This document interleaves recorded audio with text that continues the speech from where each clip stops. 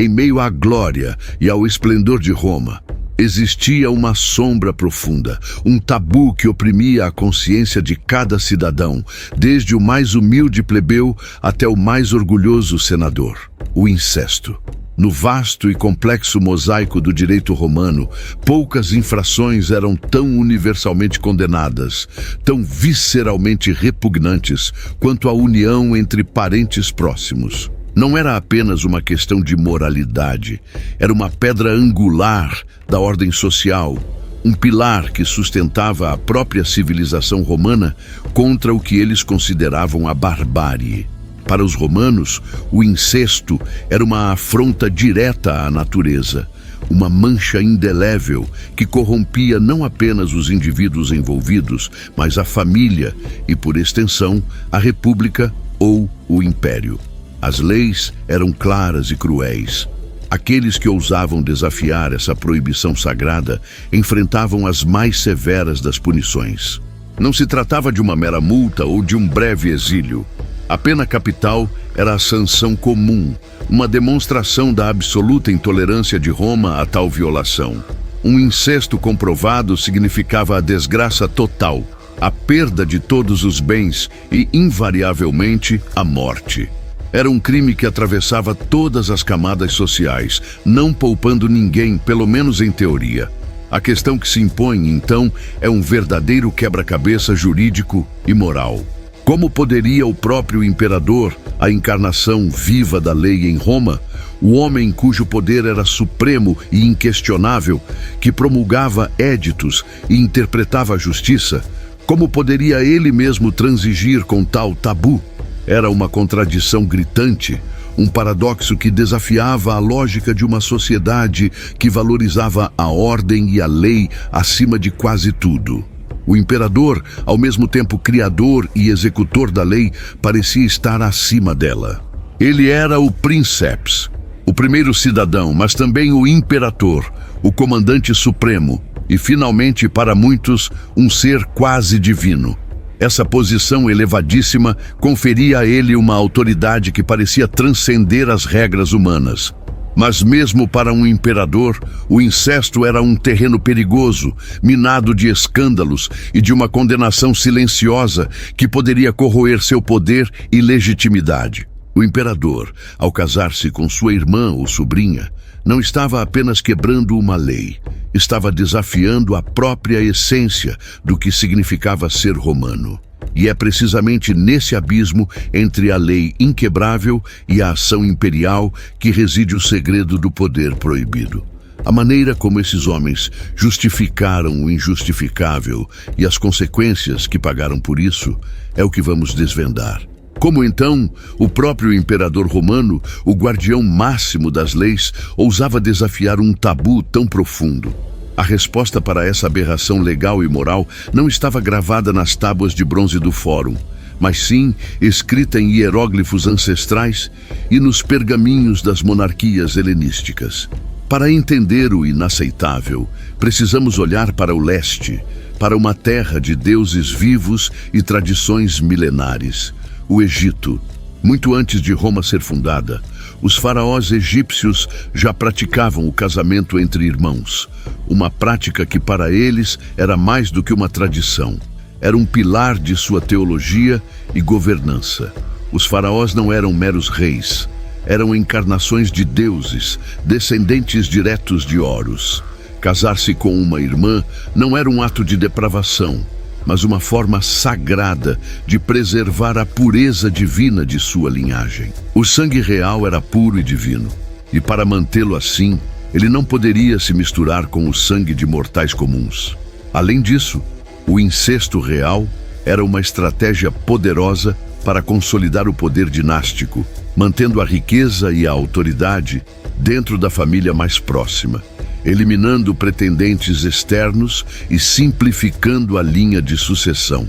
Essa tradição não morreu com a queda das dinastias nativas do Egito. Quando Alexandre, o Grande, conquistou a região e depois de sua morte, quando seus generais dividiram seu vasto império, a dinastia ptolomaica assumiu o controle do Egito.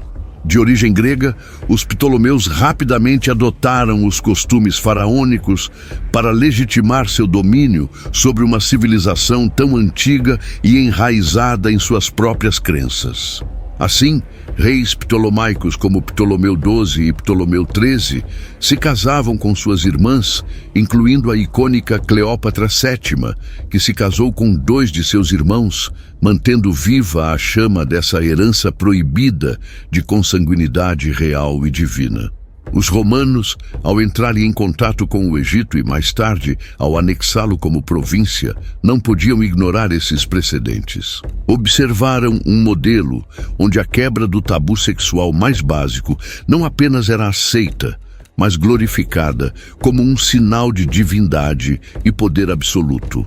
A ideia de que um governante poderia estar acima das leis humanas, ligando-se à divindade e perpetuando seu domínio através de um sangue puro, ressoava perigosamente com as aspirações de alguns imperadores romanos. Eles viram no Egito não apenas uma terra conquistada, mas um espelho distorcido, onde a autoridade suprema era validada pela transgressão. E assim, essa influência oriental sutilmente abriu uma fresta para que o tabu mais odiado de Roma encontrasse um lugar inesperado dentro do próprio coração do império.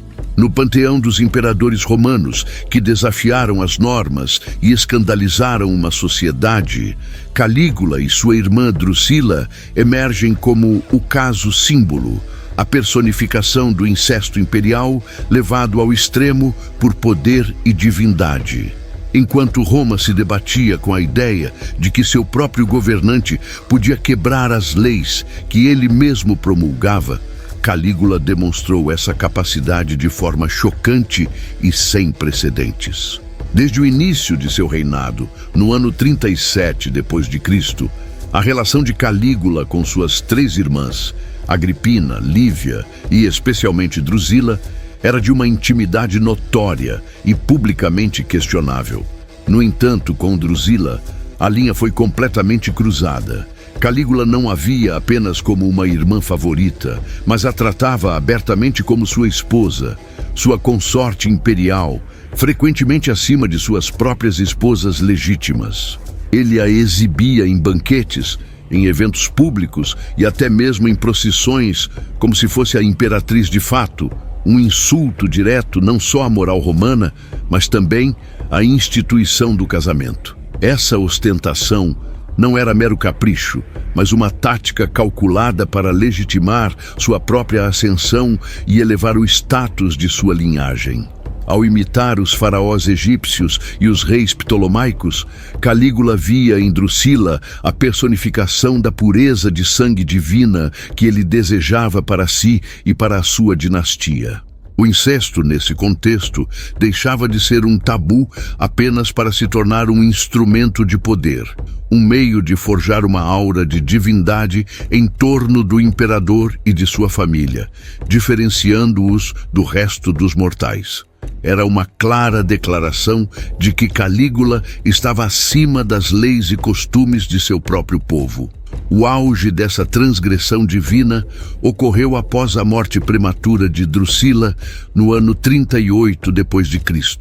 Calígula, em um ato que chocou e consolidou seu status de déspota, não apenas lamentou profundamente sua perda, mas a declarou uma deusa oficial, a diva Drusila.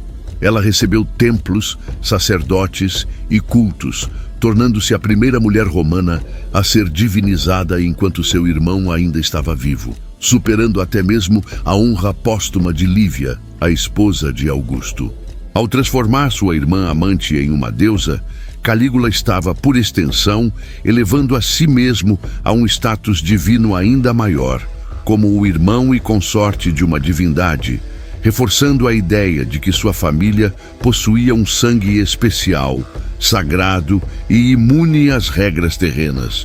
Isso era o incesto usado como a ferramenta máxima para cimentar uma soberania divina e incontestável. Se Calígula se casou com sua irmã Drusila em um arroubo de paixão e deificação, elevando-se acima das leis com a audácia de um deus, O próximo capítulo de incesto imperial em Roma seria traçado com uma frieza calculada, digna de um jogador de xadrez movendo suas peças no tabuleiro político.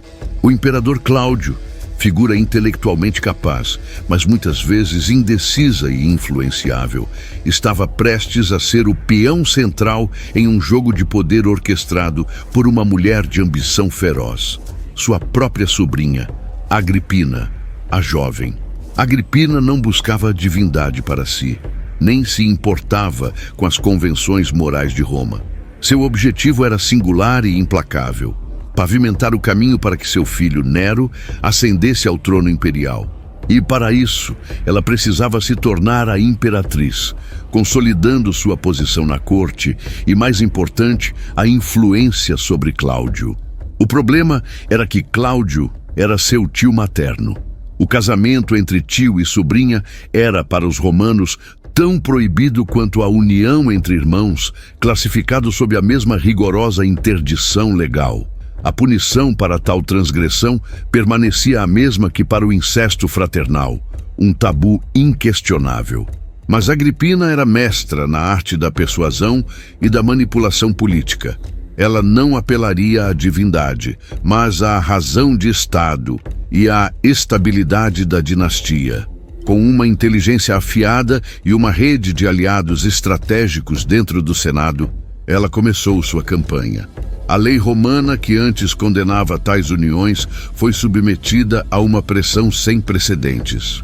Agripina e seus apoiadores argumentaram que, em certas circunstâncias, por laços de sangue e para o bem comum, o casamento entre tio e sobrinha deveria ser permitido.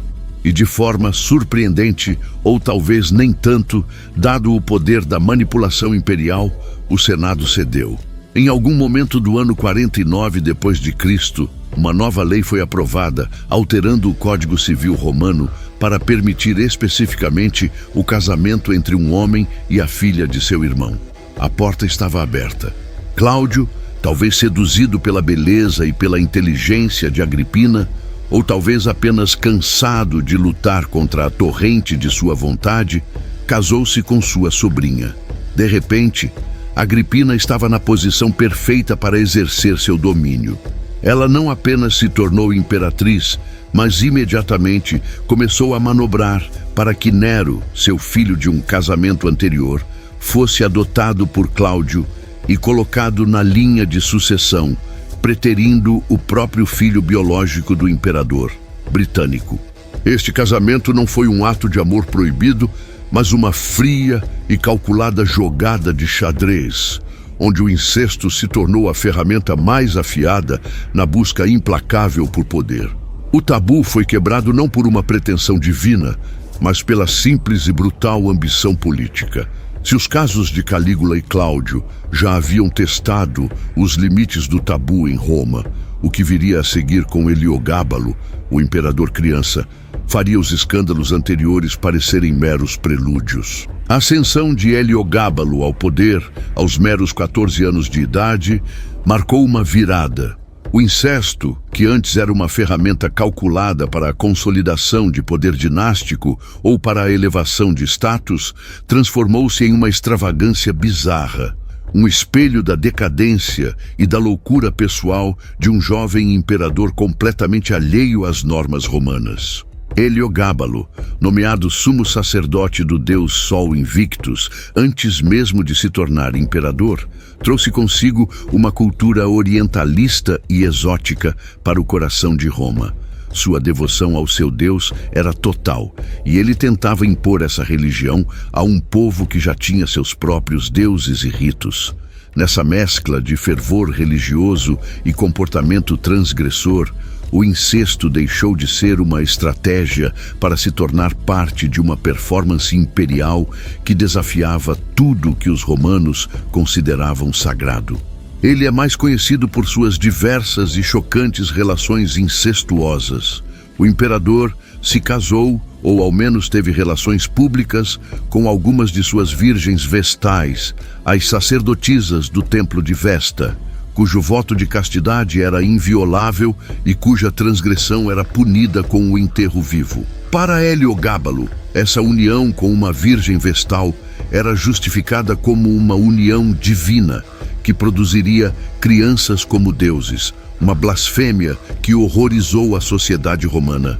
Ele também se casou com Ania Faustina e, em seguida, teve um relacionamento notório com sua própria mãe, Júlia Soemia, exibindo-a como sua esposa pública em certas ocasiões, embora a natureza exata desse relacionamento seja debatida por historiadores. Independentemente da consumação, o simbolismo era claro e chocante. Para os observadores romanos, não havia uma justificativa política discernível, como a busca por linhagem divina pura à moda egípcia ou a manipulação do Senado para garantir a sucessão. O incesto de Heliogábalo era visto como mero capricho, uma demonstração de poder ilimitado e desequilíbrio mental. Era a materialização do imperador acima de toda e qualquer lei, não por estratégia, mas por hedonismo e megalomania.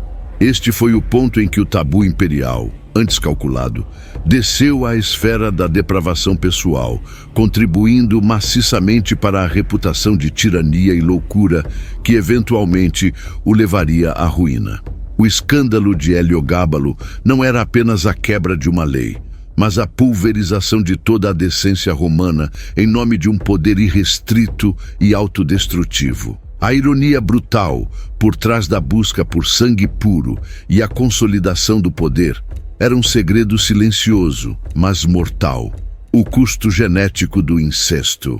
Enquanto imperadores como Calígula e Cláudio buscavam legitimar sua linhagem e concentrar a autoridade através de uniões incestuosas, eles estavam, sem saber, ou talvez deliberadamente ignorando, lançando uma sombra biológica sobre suas futuras gerações. A consanguinidade, o acasalamento entre parentes próximos, é um fenômeno com consequências genéticas previsíveis e frequentemente devastadoras. Quando indivíduos com parentesco estreito se reproduzem, há uma probabilidade significativamente maior de que seus descendentes herdem duas cópias idênticas de um gene recessivo de ambos os pais. Muitos desses genes recessivos carregam mutações que, quando expressas, resultam em doenças genéticas graves, deformidades físicas, deficiências intelectuais ou problemas de saúde mental. A história, em diversas culturas e dinastias, está repleta de exemplos trágicos de famílias reais que, na ânsia de manter a linhagem pura ou de consolidar o poder dentro de um pequeno círculo, viram seus herdeiros sofrerem de enfermidades misteriosas e fraquezas que hoje atribuímos à endogamia. No contexto romano, embora os registros médicos detalhados sejam escassos ou sujeitos a interpretações contemporâneas, não é difícil imaginar que os imperadores e suas famílias enfrentavam as mesmas armadilhas biológicas. A busca incessante por pureza divina e a exclusividade da ascendência, como imitado dos faraós egípcios, colidiam diretamente com as leis fundamentais da genética. O poder e a legitimidade política eram tão supremos que eclipsavam qualquer preocupação com a saúde ou a viabilidade a longo prazo de seus descendentes. Era uma aposta arriscada. Crianças que nasciam com fraquezas, doenças crônicas ou aparências incomuns poderiam ser vistas como um presságio, uma maldição divina, ou simplesmente como mais uma falha a ser escondida dentro dos palácios. A elite romana estava disposta a ignorar os sinais óbvios, a perpetuar mitos de pureza sanguínea, enquanto a realidade biológica silenciosamente corroía as bases de sua linhagem superior. Para eles, a continuidade do poder imperial, a segurança de um herdeiro legítimo, mesmo que potencialmente frágil ou marcado, valia o risco de desafiar não apenas as leis dos homens e dos deuses, mas também as inquebráveis leis da natureza. Este era o segredo amargo, o custo invisível e o legado genético que o tabu imperial romano deixava para trás. A prática do incesto, tão rigidamente proibida pelo direito romano e pela moral de seus cidadãos, sempre pairou como uma sombra sobre os imperadores que ousaram desafiar esse tabu. Embora a elite imperial pudesse manipular leis ou justificar atos como a manutenção da pureza do sangue divino, a reação do povo e, crucialmente, do Senado era uma força que nenhum imperador podia ignorar por muito tempo. O incesto não era apenas um ato privado. Era um escândalo público, uma afronta aos costumes ancestrais de Roma e um sinal de decadência que ressoava por toda a sociedade. Para o cidadão comum, a ideia de um imperador casando com sua irmã ou sobrinha era perturbadora, um ultraje que questionava a própria sanidade e legitimidade do governante. Como poderia um homem que violava a mais fundamental das leis naturais e civis ser o pilar da justiça e da ordem em um império vasto? Isso gerava desconfiança, ressentimento e um senso de que a própria Roma estava sendo corrompida do topo. A quebra desse tabu era vista não como um exercício de poder absoluto, mas como uma loucura perigosa que ameaçava a estabilidade de todos. No Senado, a percepção era ainda mais complexa e estratégica. Enquanto alguns senadores podiam ser coagidos ou subornados a aprovar mudanças legislativas que permitissem tais uniões, como no caso de Cláudio e Agripina, a maioria via o incesto imperial como uma arma poderosa. Era a prova irrefutável da tirania, da depravação e da indignidade de um imperador.